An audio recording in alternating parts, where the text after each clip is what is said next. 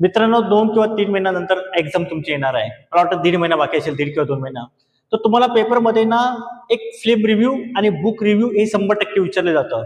मी तुम्हाला film review अगोदर शिकवलंय. जर फिल्म रिव्ह्यू नाही विचारली तर तुम्हाला दुसरं ऑप्शन असतं बुक रिव्ह्यू आणि ते 100% विचारलं जातं.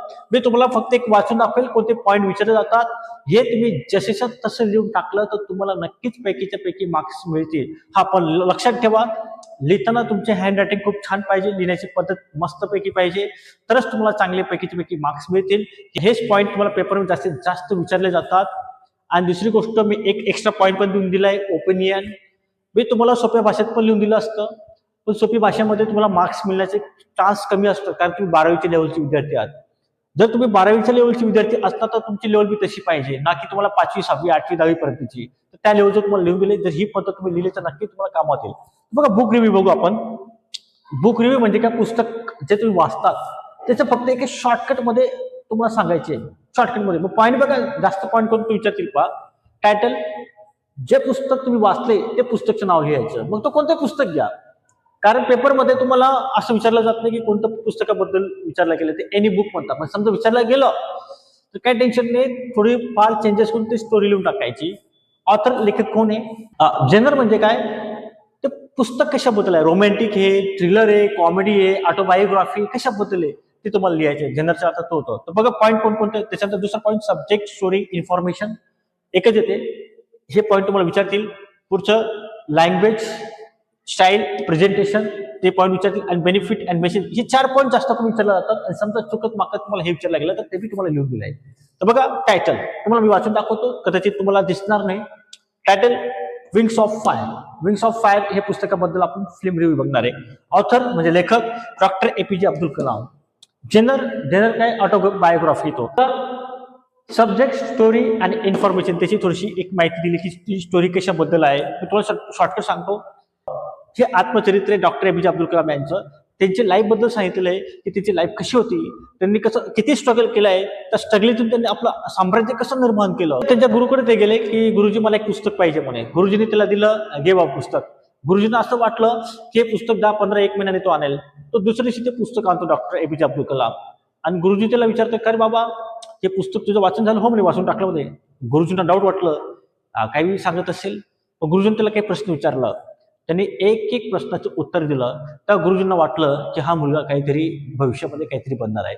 तर त्याची स्टोरी त्या पुस्तकामध्ये काय कशाबद्दल ते सांगितलं. तर बघा, this book is a fascinating chronicle. क्रोनिकलचा अर्थ होतो क्रमाने, जी गोष्ट घटना घडली असेल ती घटना क्रमाने लिहिणे, त्याला होतं chronicle. Of doctor APJ Abdul Kalam's life detail, his journey from modest background. Modest background म्हणजे काय, गरीब किंवा मध्यमवर्गीय घरात बॅकग्राऊंड म्हणून आलेला मुलगा, त्याला म्हणतात modest background.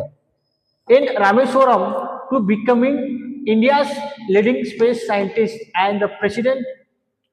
It provides substantial technologies focusing on crucial म्हणजे महत्वाचा projects like the SLV-3 and the Agni missile program. The narrative skillfully combines personal anecdotes with scientific achievements. मी तुम्हाला फक्त वाचून दाखवतोय कारण आपल्याकडे एवढं वेळ नाहीये. तुम्हाला कमीत कमी वेळेमध्ये मला जास्तीत जास्त सांगायचा प्रयत्न करायचे. हे पॉईंट घेतलं, आता आपण पुढचं पॉईंट बी बघणार आहोत. तर याच्यात तुम्ही स्क्रीनशॉट काढून गेला दिसतात.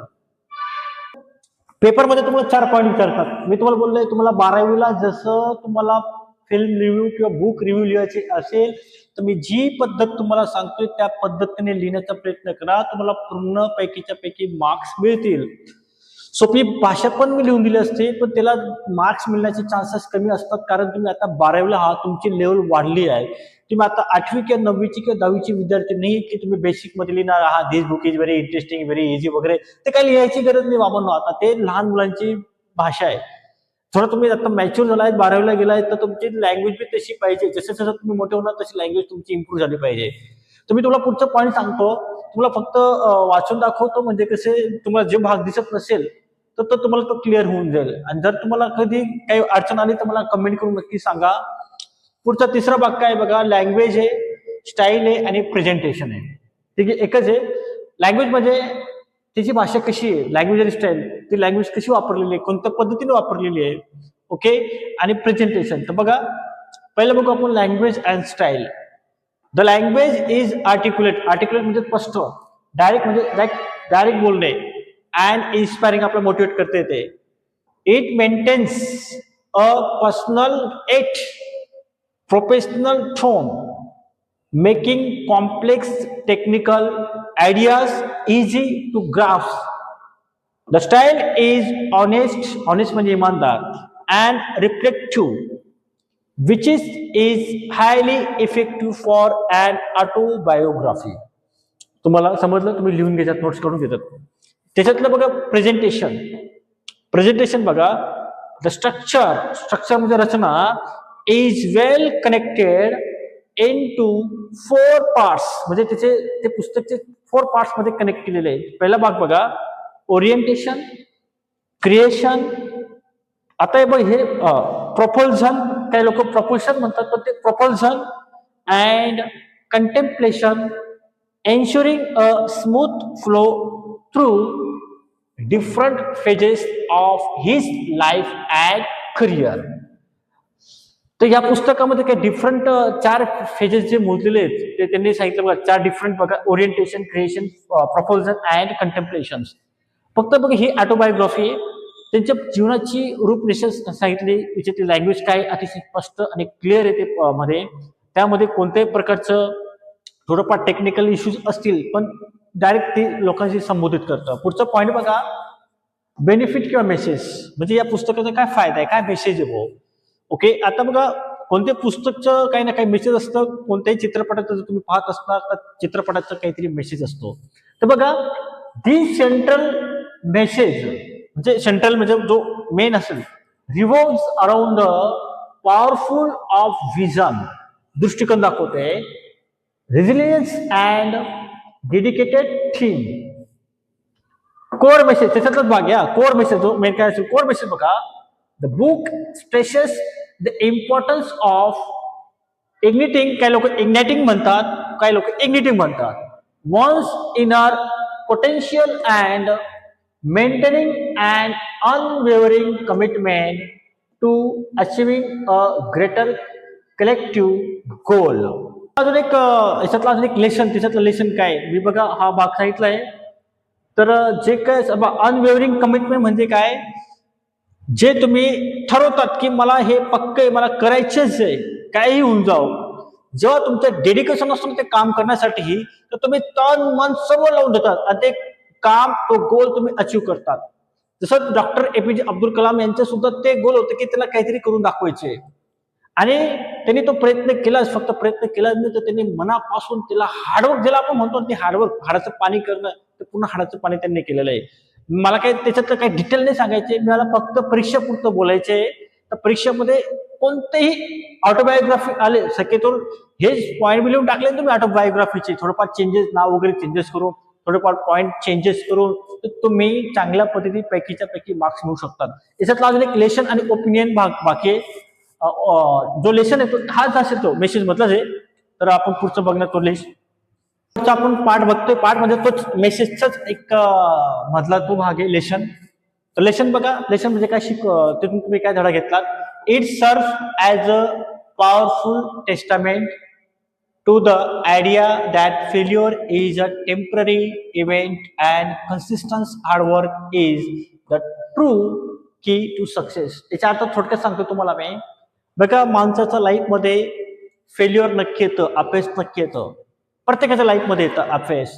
त्या अपयशला खचून न जाता परत हार्डवर्क, परत कन्सिस्टन्स ठेवलं तर एक दिवशी तुम्हाला नक्की सक्सेस मिळेल. फक्त तुम्हाला त्या कामाला लागून राहायचे, ते काम कधी सोडायचं नसतं, लगातार काम करायचे. जितकं तुम्ही लगातार काम करणार, तुमच्या लाईफमध्ये सक्सेस होण्याचे चान्सेस जास्त असतं. हे 4 पॉईंट जास्त म्हणजे तुम्हाला आता इथपर्यंत बघा, इथपर्यंत तुम्हाला जास्तीत जास्त हा पॉईंट विचारले जातात. आणि समजा कधी चुकत माकत तुम्हाला जर कधी एक्स्ट्रा पॉईंट बी विचारला, ओपिनियन, तो ओपिनियन तुम्ही त्या पुस्तकाबद्दल लिहून टाकायचे. आणि समजा तुम्हाला कोणतेही पुस्तक विचारलं गेलं तर शक्यतो असं द्यायचं, थोडंफार चेंजेस करून हे पॉईंट तुम्ही लिहून टाकायचे. तो ओपिनियन म्हणजे तुमचं मत काय या पुस्तकाबद्दल. चित्रपटामध्ये तुम्हाला कधी ओपिनियन विचारलं तर थोडंफार तुमची इंग्रजीवर कमांड चांगली पाहिजे. नसेल कमांड तर तुम्ही आधी बोलले तुम्हाला डायरेक्ट हे उतरायचे लिहून टाकायचे. आणि समजा तुम्हाला कधी चित्रपटाबद्दल सांगितलं की किंवा हेच पुस्तकाबद्दल लिहा, पण शक्यतो तसं विचारलं जात नाही, कारण लोकांचं एवढं पुस्तकं वाचन नसतं, म्हणून ते विचारतात एनी बुक एनी मूव्ही असं काहीतरी सांगतात. काही लोकांनी तो चित्रपट पाहिलेला नसतो किंवा काही लोकांनी तो पुस्तक वाचलं नसतं, म्हणून ते एनी बुक किंवा एनी मूव्ही विचारतात. म्हणून तुम्हाला काय करायची, पाठ करा, डायरेक्ट लिहून टाका. ओपिनियन बघा, दिस इज अ फंटॅस्टिक, काही लोक मी आधी बोला फॅन्टॅस्टिक म्हणतात, कोणी फंटॅस्टिक म्हणतात. Book for young people, it is full of hope and positive energy. I recommend it everyone who needs inspiration to follow their goals. Short opinion म्हणजे काय, हे पुस्तक तरुण लोकांसाठी आहे. तरुण लोकांसाठी काय की त्यांनी ह्या पुस्तकातून काहीतरी प्रेरणा घेतली पाहिजे, इन्स्पिरेशन घेतलं पाहिजे, जेणेकरून त्यांच्यामध्ये परत एक उत्साह निर्माण होईल. कारण तरुण पिढी आज सोशल मीडियामध्ये खूप लागून गेली आहे. तर त्यांनी जर हे पुस्तक वाचलं तर त्यांच्यामध्ये एक एनर्जी येईल आणि काहीतरी करून दाखवायची हिंमत वाढेल. आणि तुम्ही सुद्धा तुमचं फ्युचर जो प्लॅनिंग असेल, भविष्यामध्ये तुम्हाला काय बनायचे ते बनण्याचा तुम्ही प्रयत्न करणार आहे. बघा, मी तुम्हाला फिल्म रिव्ह्यू आणि बुक रिव्ह्यू लिहून दिली आहे. मी माझ्या पद्धतीने बघा, मी व्हाईट बोर्डवर लिहिण्याचा प्रयत्न करतो, जेणेकरून तुम्हाला पूर्ण डिटेलमध्ये समजून सांगायचं. काय नाही, मी तुम्हाला एक शॉर्ट लिहून दिला असता, टाकून दिला असता, त्याला महत्व नाही, ते कसं लिहायचे.